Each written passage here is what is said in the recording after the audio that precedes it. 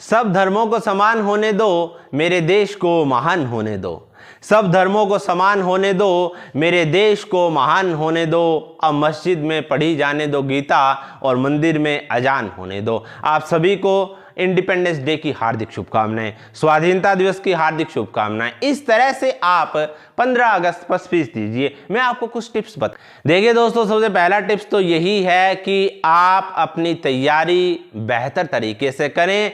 तैयारी के लिए एक एक शायरी, एक एक डायलॉग को आपने कम से कम 50-50 बार बोलना है। अगर आपकी प्रैक्टिस हो गई, अगर आपकी शब्दों को बोलने की प्रैक्टिस हो गई, उसके बाद धीरे धीरे स्वतः ही आपको बोलना आ जाएगा। और इसके लिए आपको कहीं नहीं जाना।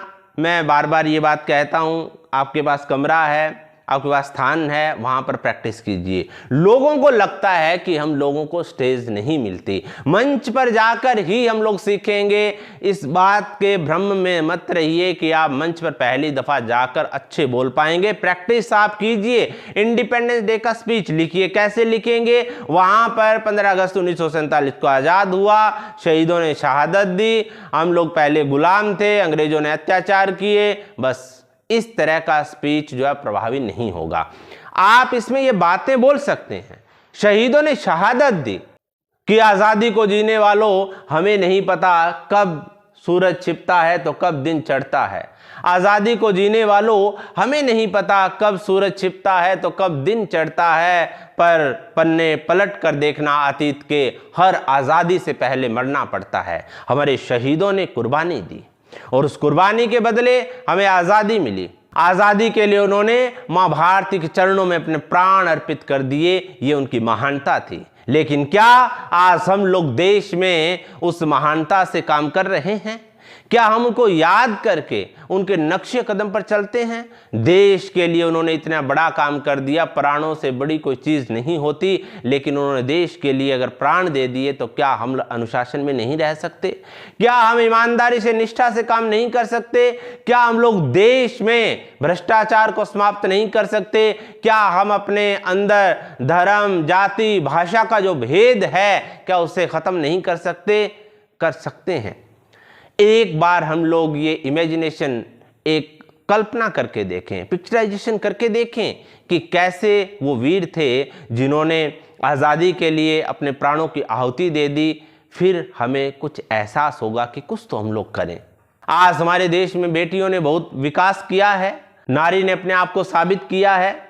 इसे बेटा बना पालो तो ये इतिहास छू लेगी, करो विश्वास बेटी पर तो ये विश्वास छू लेगी। कभी जीवन में बेटी को नज़रअंदाज मत करना, जरा से पंख खोलोगे ये आकाश छू लेगी। मैं बात करता हूँ भारत की बेटियों की, जिन्होंने कहीं ना कहीं खुद को साबित किया है। चाहे टोक्यो ओलंपिक की बात है, खेलों की बात है, चाहे वो बड़े बड़े पदों की बात है। राजस्थान में बड़े बड़े पदों पर बेटियां आसीन हुई है। अनेक ऐसे प्रांत हैं जहाँ पर बेटियों ने परचम लहराया, चाहे वो परीक्षा की बात है, चाहे वो बोर्ड की परीक्षाओं की बात है। हर तरह से वो आगे आई हैं। आज हमें उनसे भी प्रेरणा लेने की जरूरत है। सावित्रीबाई फुले ने एक सपना लिया था कि बेटियां शिक्षित हो।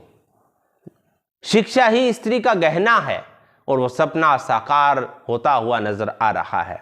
ये है मेरे सपनों का भारत। हम इसको उज्जवल करें, हमारे जो विकार हैं उनको खत्म करने का प्रयास करें। यही शहीदों के लिए सच्ची श्रद्धांजलि होगी कि हम अनुशासन में रहें, देश के लिए कुछ करें। यानी कि आपने इस तरह के आंकड़े बोलने होते हैं, इस तरह की बातें वहां पर बोलनी होती है, लोगों के दिलों पर चोट करनी होती है और अपने भाव से बोलिए, ऑब्जर्वेशन से। याद करके पढ़ के गए, ठीक है, एक बार आपका काम चल जाएगा। अभी आपके पास 1 महीना है, पूरी भावनाओं के साथ आप तैयारी कीजिए। आपकी जुबान में मिठास आएगा और आप बहुत ही अच्छा प्रदर्शन करेंगे।